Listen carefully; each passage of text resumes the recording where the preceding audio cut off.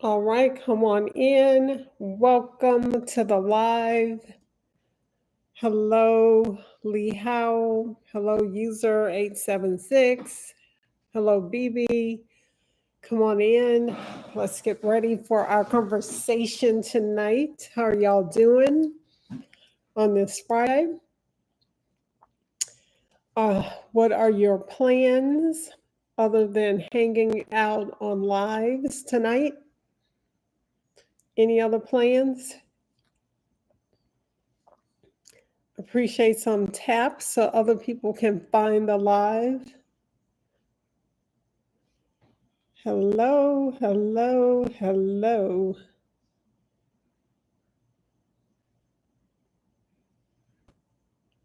Come on in. It's good to see y'all this evening.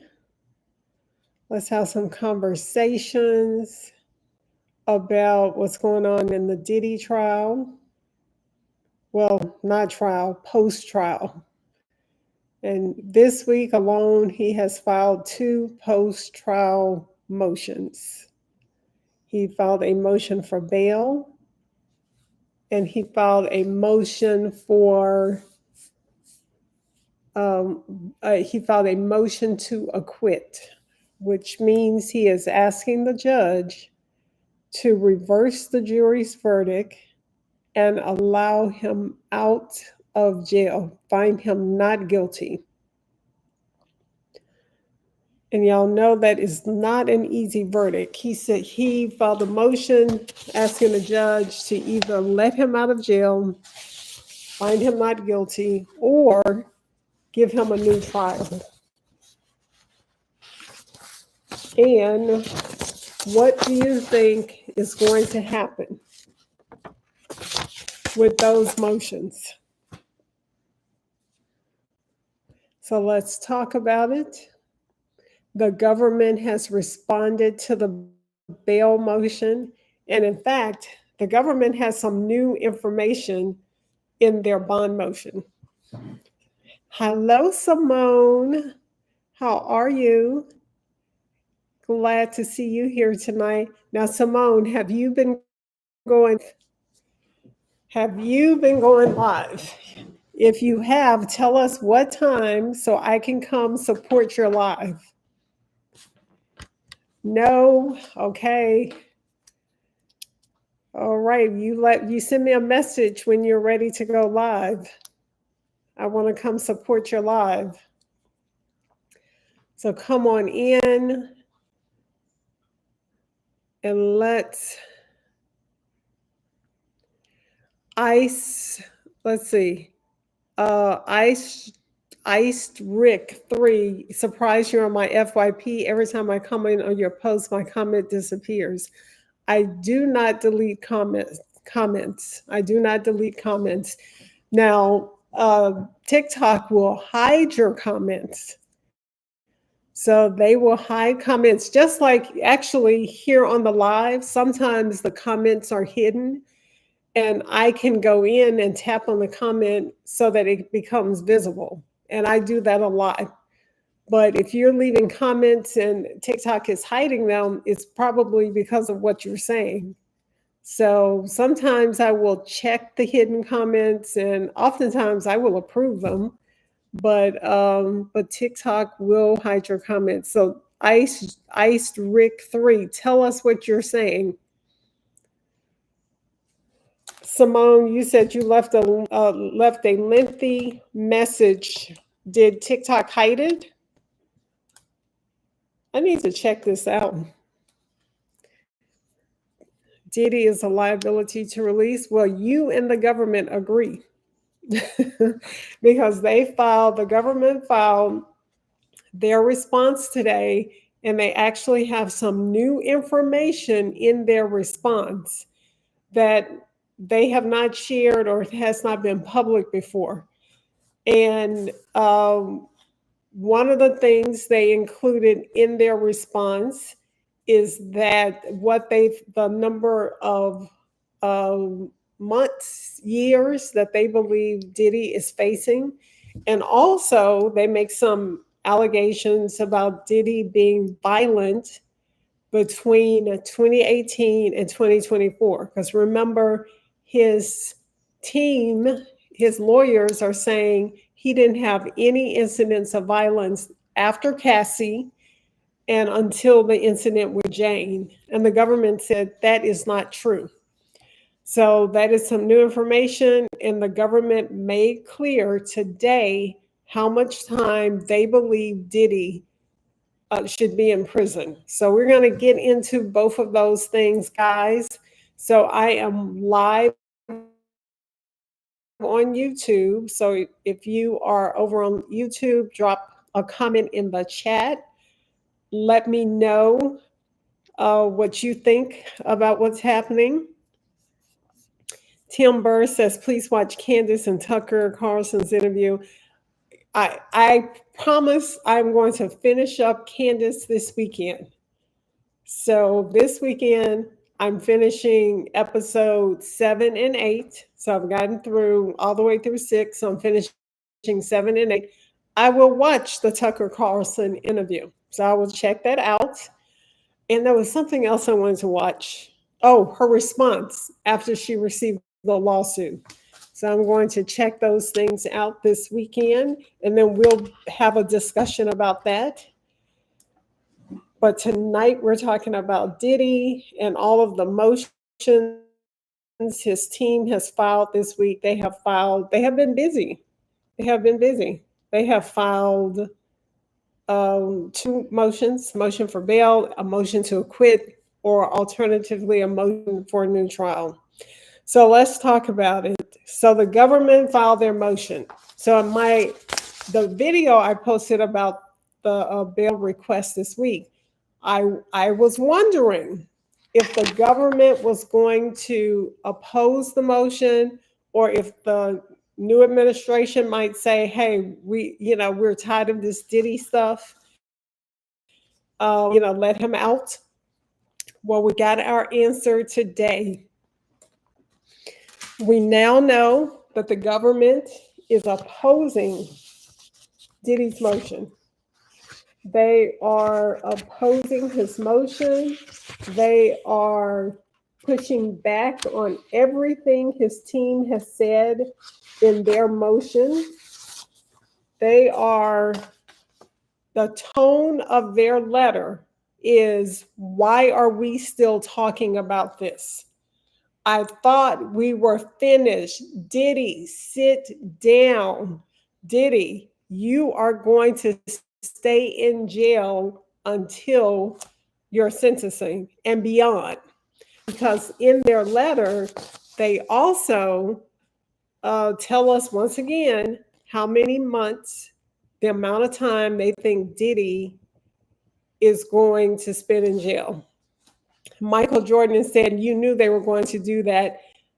I suspected they were going to do that, but I was wondering, I thought there might be a possibility that the current administration would say, let's just ease up on Diddy. He beat the most serious charges, so let's just recommend he receives a sentence of 1 day, like they did officer in the Breonna Taylor case a couple of weeks ago. But so far, they're not doing that. And also, I was interested in seeing who was still on the Diddy team. The government's team of attorneys. So we know Maureen Comey is gone, and they had the 6 women who were prosecuting the case. Now they have 5. The 6 has changed to 5. So they have not resigned on their team. And I thought they might. There was a I thought there was a possibility that they would bring a man on the team. But that did not happen. Nope, no one new signed the. Wait, let me check. Let me make sure. I know it's still 5 women: Meredith Foster, Emily Johnson, Christy Slavic, Madison Reddick, Mitzi Steiner. I thought those were the same people. Simone, are you saying one of those people are new? I'm going to the docket right now to take a look. Let's see. Anybody new? Emily Johnson, Meredith Foster.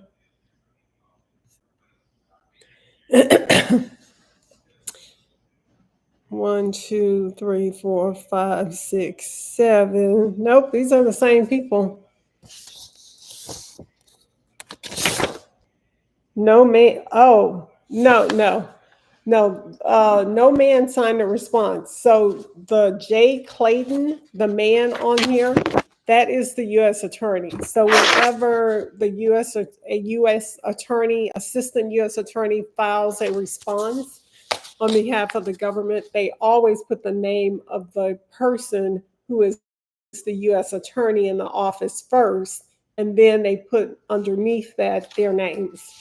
So that's the way they're always filed. So no new person has actually signed the pleadings. So Carrie Connor wants to know when the judge will respond to the motions. Well, guess what?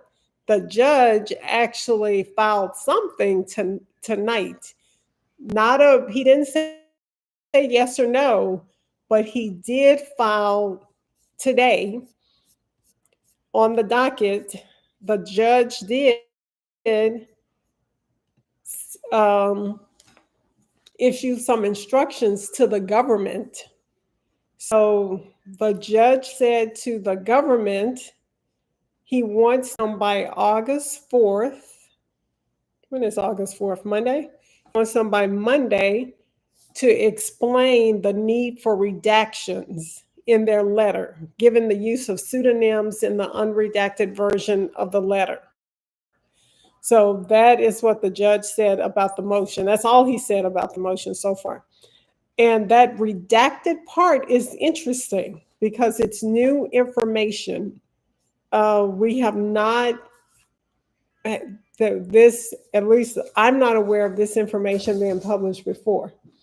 But the government says in their bond letter that I have here, the tone is really like the judge has already ruled, Diddy, you're not getting out of jail. Why are you still talking about this? Why are you still asking? It's like he is bugging them now. But they go on to say very professionally that his request for reconsideration is improper. And they start out by saying it is improper because, number one, you filed it too late. A motion for reconsideration has to be filed within 14 days of the order. And here we are, more than 20 days since the judge issued that order, and now you're asking. So they're like, too late. You can't even ask for this. Then they say, number two, you filed a request that violates the rules. The rules say your page, you can only have 10 pages, and you filed a request for 14 pages. So in federal court, they are very serious about the page limits. If you file a motion and it exceeds what the rules say, oftentimes the judge will issue an order that your motion be stricken or your response be stricken, and you have to refile with the proper page numbers. Or you can file a motion asking the court to allow you to file outside the page limits.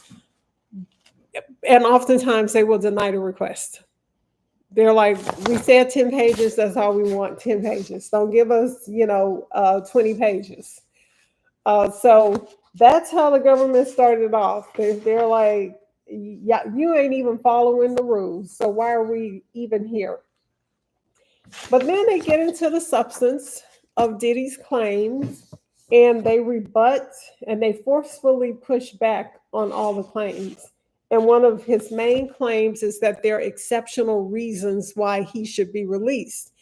And the exceptional reason is because no one else in the world, well, they say no one else, I guess, in the US, but you understand what I'm saying. No one else in the world has ever been prosecuted for these charges uh, using the Mann Act for the reasons that Diddy has been charged. So that's their contention. I'm just repeating it. I'm not saying what they're saying is accurate, but that is what they're saying. They're saying nobody else has been charged for what Diddy has been charged with. And the government is like, there is nothing unique about what Diddy has been charged with. And so the government is definitely pushing back on this. And I think they are pushing back because this is going to be the basis of Diddy's appeal in the future. So we are getting a preview of how he's going to appeal his case in the bail motion and also in their motion to acquit. And so, he's like, nobody else has been convicted for prostitution, for paying people, and they didn't actually participate. He says, all I did was look. I was just watching, and I got convicted, found guilty because I was just watching. So that's going to be his defense. That's going to be the basis of his appeal. It's been the basis of his bail motion. It's the basis of the motion to acquit or having new trial that he's filed. And it's also, in the future, I predict it's going to be the basis of his appeal.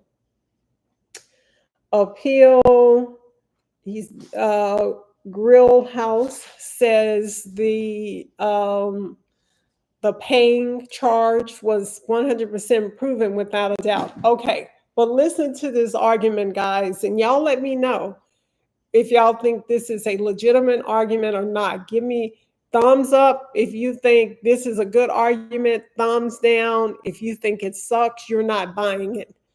So this is Diddy's argument. He did not engage in the physical act. He didn't do anything with the male worker that was being paid. All he did was film and watch. So that's voyeurism. And voyeurism is not the same as paying somebody for the act. And therefore, he is saying that what he was convicted of does not meet the definition of paying someone for the act. Okay, Andrew Jones says he thinks that's a good argument. So what do y'all think? Is that a good argument? Future Med says no, it's not a good argument. I think it's an interesting argument. I think it's an interesting argument, but it's not going to save him from being sentenced. The judge is not going to reverse his sentence. He's not going to acquit him. He's not going to let him out of jail based on that argument. It's a good appeal argument. It'll be an interesting appeal argument. But for purposes of getting out of jail on bail, it's not going to work. But that is one of his arguments. And, they talked about how the Mann Act, is for commercial purposes, when people engage in commercial purposes, and that he has not engaged in commercial purposes, and therefore he should not be in jail. He shouldn't have been convicted. Somebody's asking, do I think he's going to get out on bail? No, he's not getting out on bail. Not for these reasons. And also, he says an exceptional reason is that most people who were convicted on facts similar to his facts, that they were released on bail. And so they had specific cases that they talked about, and they talked about the specific facts in those cases. in New York and how other people were treated. And they're like, if you let these people out on bail, why not let Diddy out on bail? But the government, again, they pushed back and they said, but look at this case. In this case, this person had to stay in jail. This person was detained. This person was convicted of Mann Act charges, and they were detained once they were convicted. So I don't think what Diddy's team is arguing, I don't think it's exceptional circumstances at all. And I don't think it's going to rule the day. And the other exceptional circumstance that the Diddy team was arguing was that the jail, the prison itself, the federal prison he's in, that the conditions are deplorable, that other judges have cited how terrible the conditions are. And therefore, he should not be confined. It's so horrible, they should let him out. But if that's the argument, then that would be an argument for almost for everybody who's there. So that argument is not going to carry the day. I don't care how terrible the conditions are in jail. I have never seen that as a basis for them saying, well, we're going to let you out because the conditions in jail are terrible. So that's not going to happen.